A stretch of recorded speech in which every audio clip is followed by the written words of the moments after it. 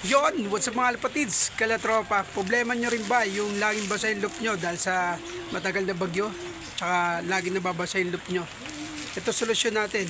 Ilalagay tayo ng apog sa loop natin para maiwasan natin yung ammonia spike na tatama sa loop natin mga kalatropa. Kaya tuturo ko sa inyo paano maglagay ng apog sa loop natin. Kaya samahan nyo ako. Tara, let's go!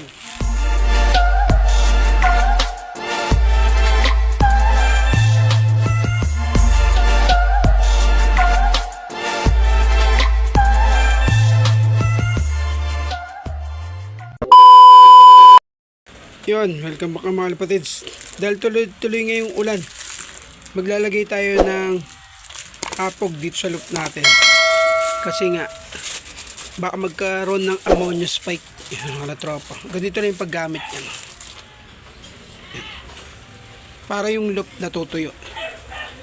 Once na isasabay nyo lang yan para, total nagpakain naman tayo para pag bumabay mga ibon. Nakaraan naglagay naman din tayo kasi nag-order tayo nito apog sa loop natin. Yan, maganda gamitin to pag tag-ulan, basahin laging loop nyo. Mga ilang minuto lang tuyo na yung loop nyo. Yan, ito yung mga ginagamit ng mga ng mga bigating puncher. Gagayahin lang natin sila. Alam mo naman yung Pilipino. Gaya-gaya. Yan, gaganyan mo lang. Sasabay nyo lang. Yan. Yan. So, mga part na lagi nababasa. Yan. Yan lang, kasimple. Para maiwasan natin yung ammonia spike. Yan.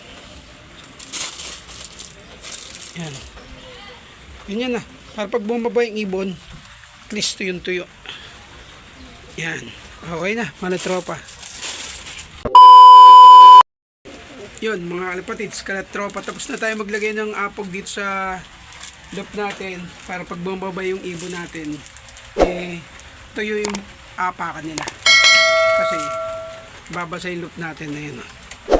Pero yung panlaro naman natin, medyo okay. Mga kalatropa. Yan. Kaya, kung may natutunan ka sa video na to, huwag mo kalimutan pa-like and share mga tropa. Tsaka huwag mo rin kalimutan i-click yung notification bell para lagi ka updated sa mga vlogs ni Kuya Obi. Yan o. Mga tropa, sana may natutunan ka.